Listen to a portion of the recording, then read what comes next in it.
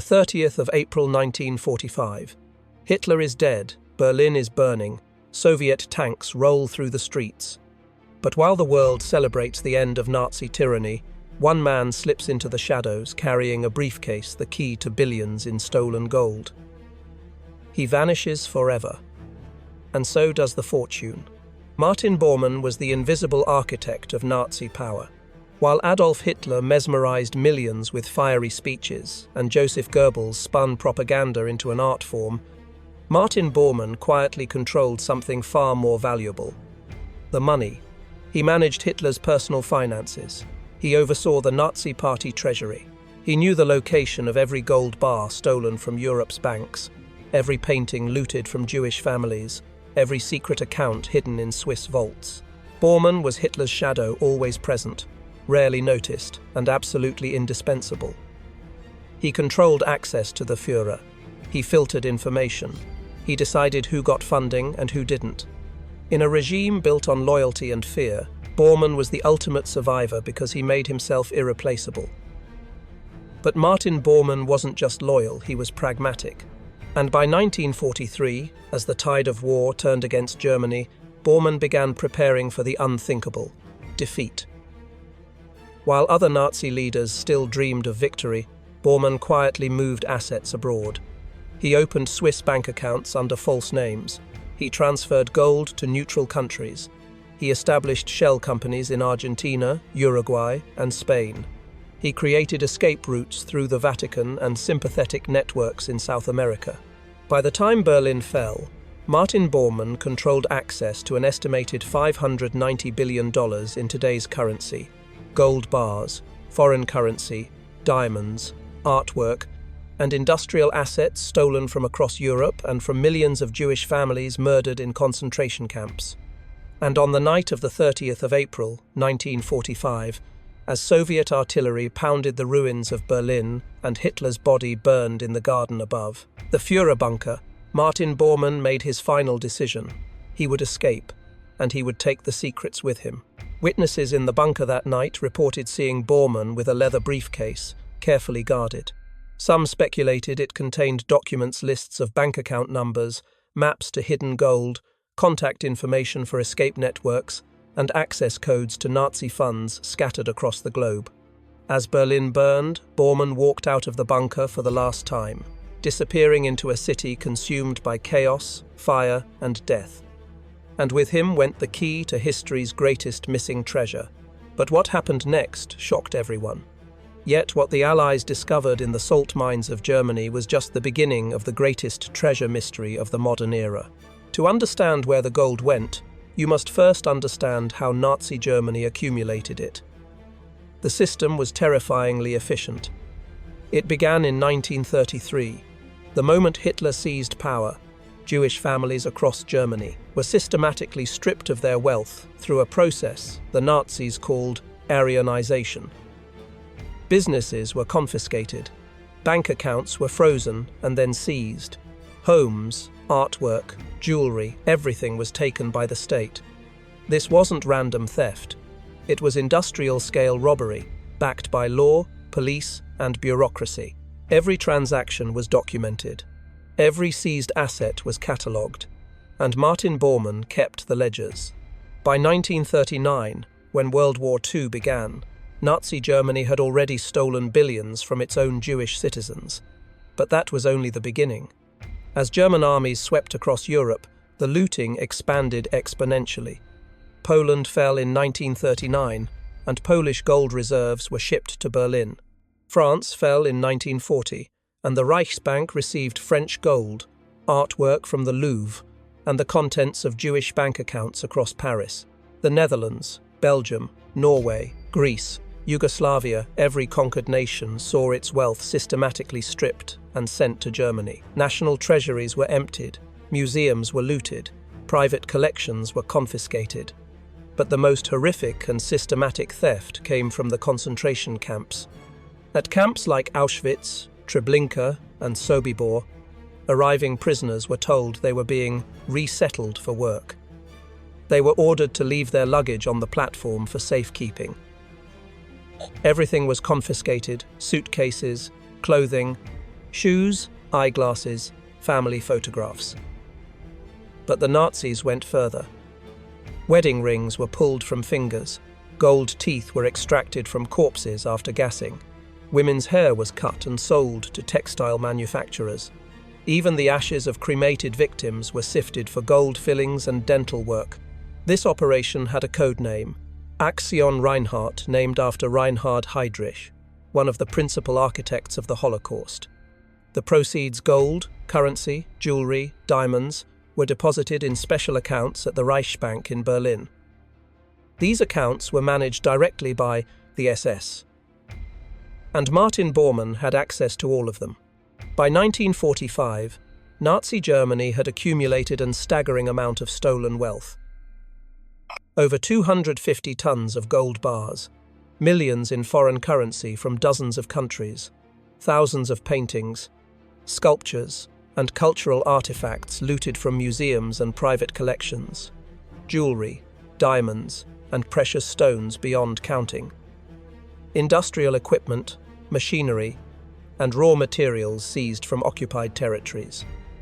Conservative estimates place the total value at $590 billion in today's currency. Some historians believe the true figure was far higher, and then almost all of it disappeared. Wait, because what happened next reveals the true scale of the deception. As the war turned against Germany in 1943 and 1944, Nazi officials began moving the treasure to what they hoped would be safer locations. Trainloads of gold and valuables were shipped from Berlin to salt mines in central Germany, places like Merkers, Kaiserode, and dozens of other locations. The mines offered natural protection from Allied bombing and could be sealed and hidden. Artwork was moved to castles, monasteries, and alpine caves. Currency was transferred to Swiss banks under numbered accounts and false names. Diamonds and jewelry were sewn into clothing and smuggled across borders, and Martin Bormann coordinated it all. He created a network of shell companies across neutral countries: Switzerland, Spain, Argentina, Uruguay, Sweden. These companies held Nazi assets under innocent-sounding business names. Swiss banks accepted deposits with few questions asked, protected by strict secrecy laws. Intelligence reports compiled after the war suggest that Bormann transferred over $400 million, equivalent to billions today, to Swiss accounts alone. But the records were destroyed, the accounts hidden behind numbered codes, and many of the shell companies were dissolved immediately after the war, making the money nearly impossible to trace. So where did it all go? That question has haunted investigators, treasure hunters, and Holocaust survivors for 80 years. But the story gets even more shocking because what the Americans found in April 1945 was just a fraction of the missing billions. On the 4th of April 1945, American soldiers from the 90th Infantry Division were advancing through central Germany when they received an unexpected tip. Two French women, former forced laborers, told the Americans about a massive Nazi treasure hidden in a salt mine near the town of Merkers, deep underground. At first, the soldiers were skeptical. Rumors of hidden Nazi gold were everywhere. Most led nowhere. But 4 days later, on April 8, American engineers descended into the Merkers mine, and what they found exceeded anyone's imagination. 2,000 feet below the surface, behind a massive steel vault door, they discovered the largest treasure hoard in history. Gold bars, stacked floor to ceiling, over 100 tons of gold bullion, currency from multiple nations totaling $238 million in 1945 value billions in today's terms, artwork stolen from Jewish collectors and European museums, including paintings that had belonged to the Rothschild family.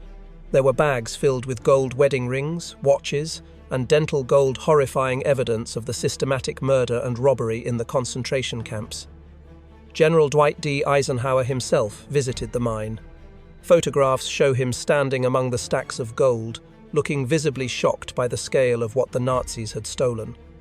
American forces secured the mine and began cataloguing the treasure. It took weeks. The gold alone weighed over 100 tons. There were thousands of pieces of artwork, crates filled with currency, bags of jewelry and personal items. But even as the Americans celebrated the discovery, they knew something was wrong. Because Nazi records, fragments recovered from Berlin and other locations, suggested that far more gold had been evacuated from the Reichsbank in the final months of the war. Trainloads had left Berlin in early 1945. SS convoys had moved gold and currency through the night. Bormann's financial records hinted at transfers to Switzerland, Spain, and South America. If Merkers contained 100 tons of gold, where were the other hundreds of tons that intelligence suggested existed? The hunt had only just begun. But the biggest mystery wasn't what the Allies found, it was what Martin Bormann took with him into the darkness of Berlin's final night. The 1st of May, 1945. 11 p.m. Berlin. The city was no longer recognizable. Entire neighborhoods had been reduced to rubble. Fires raged out of control. Soviet soldiers were fighting street by street, building by building, room by room. In the Führer bunker, Adolf Hitler had been dead for 24 hours. Eva Braun lay dead beside him. Joseph Goebbels had poisoned his children and then himself and his wife. The 1,000-year Reich had lasted 12 years, and now it was over. But Martin Bormann wasn't ready to die. According to eyewitness testimony from the few who survived that night, Bormann gathered a small group SS officers, a few loyal soldiers, some Hitler Youth members. They were going to attempt a breakout, heading north toward German lines that might still be holding against the Soviet advance. But Bormann wasn't just escaping to save his life. Multiple witnesses reported seeing him with the leather briefcase, the same one he'd been guarding for days. What was inside? No one knew for certain. But Allied intelligence analysts, piecing together fragments of information after the war, theorized it contained lists of Swiss bank account numbers and access codes, maps showing locations where gold and valuables had been hidden across Germany and Austria, contact information for escape networks, the ratlines that could smuggle Nazi officials out of Europe, financial records detailing shell companies and hidden assets in neutral countries. In other words, the master key to the missing Nazi fortune. The group moved through underground tunnels beneath the Reich Chancellery, emerging near the Weidendamme Bridge. Soviet forces were everywhere. Machine gun fire echoed through the ruins. Artillery shells screamed overhead. German soldiers were surrendering by the thousands. Bormann's group tried to cross the bridge under cover of darkness. Chaos erupted. Some were killed immediately by Soviet machine gun fire. Others scattered into the rubble and sewers. A few tried to hide in bombed-out buildings, and Martin Bormann disappeared. What happened next is one of the greatest mysteries of World War II. Some witnesses claimed they saw Bormann shot and killed by Soviet soldiers near the bridge. Others swore he escaped across the Spree River and vanished into the night. A few reported seeing him board a submarine days later, bound for South America, a rumor that would persist for decades. For 27 years, Martin Bormann was the world's most wanted man. Nazi hunters scoured South America, following reports that placed him in Argentina, Paraguay, and Brazil. Some claimed he was living comfortably on Nazi gold, protected by sympathetic governments. Others insisted he had died in Berlin that night, and that the rumors were just wishful thinking by those who wanted to believe he'd escaped justice. The truth? In 1972, construction workers digging near the Weidendamme Bridge in Berlin discovered human remains. Forensic analysis suggested they belonged to Martin Bormann. DNA testing conducted in 1998 confirmed it with near certainty. Martin Bormann had died on the 2nd of May 1945, likely from cyanide poisoning he self-administered just hours after leaving the bunker.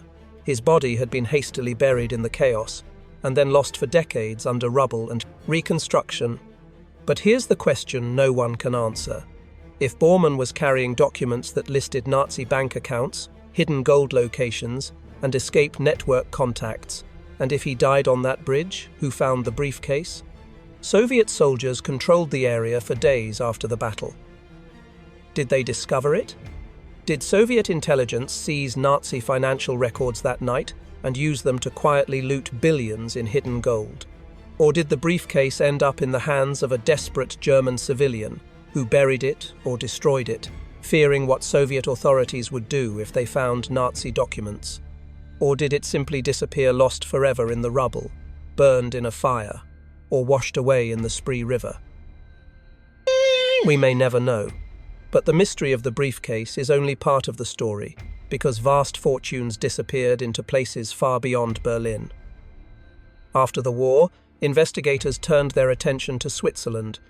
Switzerland had remained officially neutral during World War I, but Swiss banks had done extensive business with Nazi Germany. They accepted gold deposits, they opened numbered accounts, they asked very few questions. And after 1945, when Holocaust survivors and their families tried to reclaim stolen assets, Swiss banks suddenly became very unhelpful. Accounts couldn't be located. Records had been lost or destroyed. Without original account numbers and passwords, which, of course, had been taken by the Nazis, claims were denied. It took over 50 years of international pressure, lawsuits, and threatened sanctions before Swiss banks finally agreed to open their archives in the 1,990 seconds. What they found was staggering. Over 54,000 accounts with possible links to Holocaust victims. Billions of dollars that had been sitting in Swiss vaults for half a century, some of it absorbed into bank profits, some distributed to unknown heirs, much of it simply unaccounted for. Swiss banks eventually agreed to pay over $1 billion in restitution, but many families received only a fraction of what had been stolen, and many accounts remain unclaimed to this day. But Switzerland was just one piece of the puzzle. Intelligence reports suggest that Nazi wealth was also hidden in Argentina and Uruguay, where German shell companies held assets and provided safe havens for fleeing war criminals. Spain, which maintained friendly relations with Nazi Germany and allowed financial transactions to continue even after the war. Sweden, which traded with Germany throughout the war and accepted gold deposits. The Vatican Bank, which some reports suggest helped facilitate the movement of Nazi funds as part of escape operations. The infamous ratlines secret escape routes used to smuggle Nazi war criminals out of Europe were partially funded by this hidden wealth. The same gold that Bormann helped conceal was used to buy new identities, travel documents, and protection for some of history's worst criminals. Adolf Eichmann, architect of the Holocaust, escaped to Argentina using the ratlines and lived there under a false name for 15 years before being captured by Israeli agents in 1960. Josef Mengele, the angel of death of Auschwitz, fled to South America and lived freely in Brazil until his death in 1979, never facing trial. Klaus Barbie, the butcher of Lyon, escaped to Bolivia, where he worked as a military advisor and arms dealer, protected by the government. And many others were never caught at all. Yet the darkest truth about Nazi gold isn't just where it went, it's who profited from it and never faced justice. While treasure hunters searched for hidden gold and Holocaust survivors fought for restitution, another story was unfolding, one of wealth, power, and impunity. Many of the German industrialists and businessmen who had collaborated with the Nazis, who had used slave labor from concentration camps, who had profited from the war, kept their fortunes after 1945. The Quandt family, for example, used thousands of concentration camp prisoners as forced labor in their factories during the war. After Germany's defeat, they rebuilt their business empire. Today, the Quandt family controls major stakes in BMW and has a net worth exceeding $50 billion. They commissioned an independent historical study of their wartime activities in 2007, which confirmed extensive use of slave labor. But by then, the perpetrators were long dead. Similar stories played out across Germany. Companies like Siemens, Volkswagen, and IG Farben, all of which had used slave labor and collaborated closely with the Nazi regime, faced minimal consequences. Some executives were prosecuted at Nuremberg, but many were not. By the 1,950 seconds, as Cold War tensions rose, the Western Allies prioritized rebuilding West Germany over prosecuting every Nazi collaborator. The result was a profound betrayal. While ordinary Germans suffered through occupation, hunger, and division, the elites, who had supported and profited from Nazism, often emerged wealthier and more powerful than before. And the billions in missing Nazi gold? Much of it likely helped fund this post-war economic miracle. Hidden assets were quietly reintegrated into the economy. Swiss bank accounts were accessed, shell companies were dissolved, and their holdings distributed. Gold was melted down and sold on international markets, its origins obscured. Justice was incomplete, and the victims paid the price. 80 years after the fall of Berlin, the search for Nazi gold continues. In 1999, Austrian construction workers discovered 8,000 gold bars hidden in a salt mine, part of a cache that had been evacuated from Berlin in the final days of the war. In 2017, Polish investigators used ground-penetrating radar to search for a legendary Nazi gold train, supposedly hidden in a mountain tunnel near Walbrick. They found nothing, but the search sparked international headlines and renewed interest. In 2020, German authorities seized artwork worth millions from the apartment of an elderly man in Munich. His father had been a Nazi art dealer, and the paintings, including works by Picasso and Matisse, had been stolen from Jewish families during the Holocaust. The treasure is still out there. Historians estimate that between $100 billion and $200 billion in Nazi wealth remains unaccounted for. Some is buried in forgotten locations, some sits in bank accounts under false names, some was simply stolen by those who found it first. But for Holocaust survivors and their descendants, the search isn't really about gold, it's about justice, memory, and accountability. Every recovered painting is a story reclaimed. Every returned heirloom is a family's history restored. Every investigation into hidden wealth is a refusal to let history be buried. And Martin Bormann's legacy: he died with his secrets. But the system he created, the networks of shell companies, numbered bank, churl accounts, and international money laundering became the blueprint for organized crime, corrupt officials, and tax evaders worldwide.